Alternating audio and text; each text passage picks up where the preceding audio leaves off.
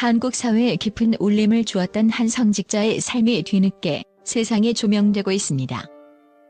바로 유인촌 문화체육관광부 장관의 친동생이자 가톨릭 사제였던 유경촌 주교의 이야기입니다.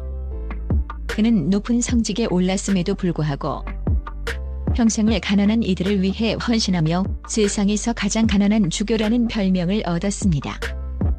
그의 삶은 물질 만능주의 시대의 진정한 사랑과 나눔의 가치를 되새기게 하는 강력한 메시지를 던지고 있습니다. 유경촌 주교의 삶은 겉으로 드러나는 화려함과는 거리가 멀었습니다. 그는 고위 성직자였음에도 불구하고 지극히 검소하고 소박한 생활을 고집했습니다. 에어컨조차 없는 작은 차를 직접 운전하며 그의 개인적인 재산 대부분은 어려운 이웃을 돕는 데 쓰였습니다. 그의 차는 비좁은 뒷좌석까지 책과 자료 그리고 봉사활동에 필요한 물품들로 가득 차 있었다고 합니다.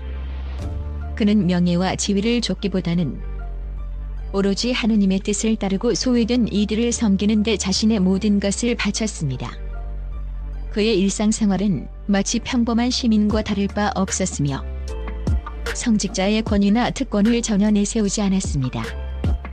이러한 모습은 그를 만나는 모든 사람들에게 깊은 감동을 주었으며 그가 진정으로 마음이 가난한 자들을 위한 목자임을 느끼게 했습니다. 많은 사람들은 그의 직책만 보고 그가 누릴 수 있었을 법한 안락한 삶을 상상했을 것입니다. 하지만 유 주교는 그러한 세속적인 욕망과는 완전히 담을 쌓았습니다. 낡은 옷을 마다하지 않고 소박한 식사를 즐겼으며 사적인 모임보다는 기도와 봉사에 더 많은 시간을 할애했습니다. 그의 외모는 검소했지만 그의 내면은 세상의 어떤 보석보다도 밝게 빛나고 있었습니다. 그는 겉으로 보이는 모습이 아닌 진정한 영혼의 부유함을 추구했던 성직자였습니다. 그의 주변 사람들은 그에게서 권위보다는 따뜻한 인간미와 깊은 영적 품격을 느꼈다고 증언합니다. 주교님의 검소함은 단지 철학이 아니라 가난한 이웃과의 연대를 위한 의식적인 선택이었습니다. 그는 자신이 가진 것을 최대한 나누어 가난한 사람들의 삶에 빛을 더하고 싶어 했습니다.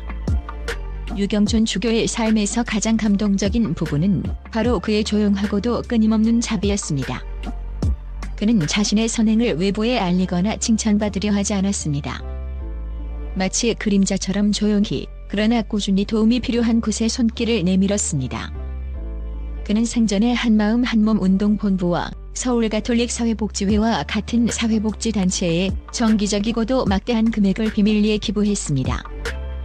그의 기부금은 때로는 너무 커서 수녀님들이 오히려 주교님 생활비도 남겨두셔야죠 라며 걱정할 정도였다고 합니다. 그는 자신이 가진 것이 무엇이든 심지어 그것이 마지막 남은 것이라 할지라도 도움이 필요한 이들에게 베푸는 것을 주저하지 않았습니다. 그의 나눔은 단지 물질적인 것에만 그치지 않았습니다. 그는 직접 가난한 이들을 찾아가 위로하고 그들의 이야기에 귀 기울였습니다. 도움이 필요한 이들을 만나면 그는 주저없이 자신의 지갑을 열었고 때로는 자신의 옷까지 벗어주려 했다는 일화도 전해집니다. 그는 진정으로 예수 그리스도의 정신을 따르며 자신을 비우고 이웃을 섬기는 삶을 살았습니다. 그의 조용한 선행은 마치 한 줄기 빛처럼 어둠 속에 있는 사람들의 마음을 비추었으며 그 빛은 그의 생이 끝난 후에도 여전히 많은 이들의 가슴 속에 남아있습니다. 그에게 나눔은 단순한 행위가 아니라 하느님의 사랑을 실천하는 가장 자연스러운 방식이었습니다. 유경촌 주교의 마지막 순간은 그의 삶의 모든 것을 응축하여 보여주었습니다. 병상에 누워 임종을 앞둔 그가 남긴 마지막 말은 가난하고 소외된 사람들을 위해 더 많이 봉사하지 못해 후회된다는 것이었습니다.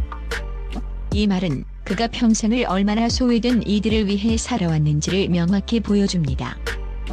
심지어 그의 친형인 유인촌 장관조차 동생의 이러한 깊은 헌신과 봉사의 삶을 온전히 알지 못했다고 고백하며 큰 놀라움과 존경을 표했습니다. 유인촌 장관은 동생의 삶을 뒤늦게 알게 된 후 깊은 성찰의 시간을 가졌다고 합니다. 이 마지막 유언은 단순한 후회가 아니었습니다. 그것은 자신의 삶이 끝나는 순간까지도 타인을 향한 깊은 사랑과 연민을 놓지 않았던 한 성직자의 진심 어린 고백이었습니다. 그는 자신의 한계를 아쉬워하며 남겨진 이들에게 가난한 이들에 대한 관심을 부탁하는 듯 했습니다. 이원은 유주교가 얼마나 철저하게 자신을 비우고 오직 이웃사랑을 실천하는 데 집중했는지를 극명하게 보여주는 증거였습니다.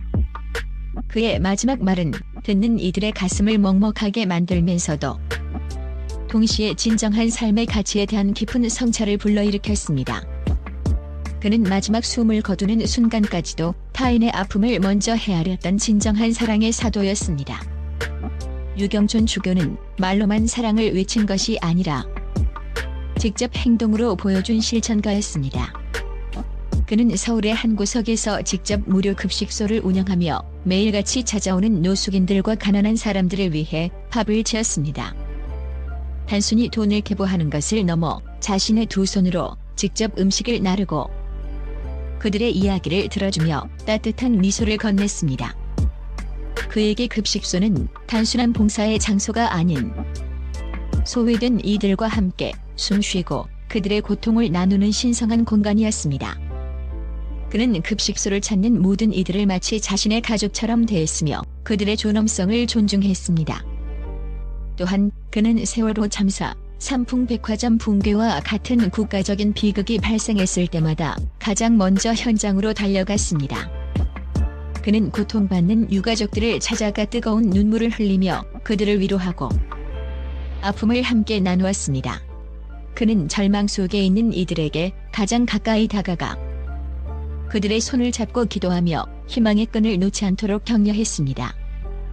그의 이러한 헌신적인 봉사활동은 많은 이들에게 감동을 주었으며 그가 진정으로 아버지이자 목자의 마음으로 세상을 품었음을 보여주는 증거였습니다. 그의 존재는 재난 현장에서 고통받는 이들에게 큰 위안과 희망이 되었습니다. 유경촌 주교의 삶은 물질적인 성공과 부를 최고의 가치로 여기는 현대사회의 강력한 반향을 일으키는 메시지입니다. 그는 화려한 명성이나 물질적인 안락함을 추구하는 대신 사랑과 나눔 그리고 겸손을 통해 진정한 행복과 의미를 찾을 수 있다는 것을 온몸으로 증명했습니다. 그의 삶은 우리가 진정으로 추구해야 할 가치가 무엇인지 그리고 어떻게 살아야 진정으로 행복할 수 있는지를 묻고 있습니다. 그는 소유하는 것에 집착하는 대신 나누는 삶에서 더 큰 기쁨과 충만함을 발견했습니다. 그의 삶은 단순히 한 성직자의 모범을 보여주는 것을 넘어 모든 이들에게 깊은 성찰을 요구합니다. 우리는 무엇을 위해 살고 있으며 무엇을 남기고 떠날 것인가?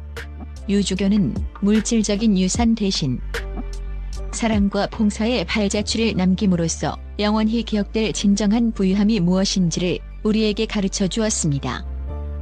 그의 삶은 여전히 많은 이들에게 영감을 주고 있으며 진정한 인간다움의 가치를 일깨우는 살아있는 교훈으로 남아 있습니다.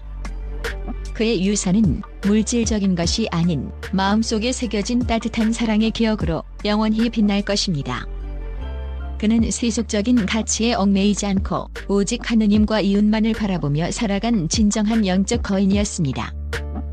유경촌 주교의 삶은 성경 속의 가르침이 현실 속에서 어떻게 구현될 수 있는지를 보여준 가장 아름다운 예시 중 하나입니다.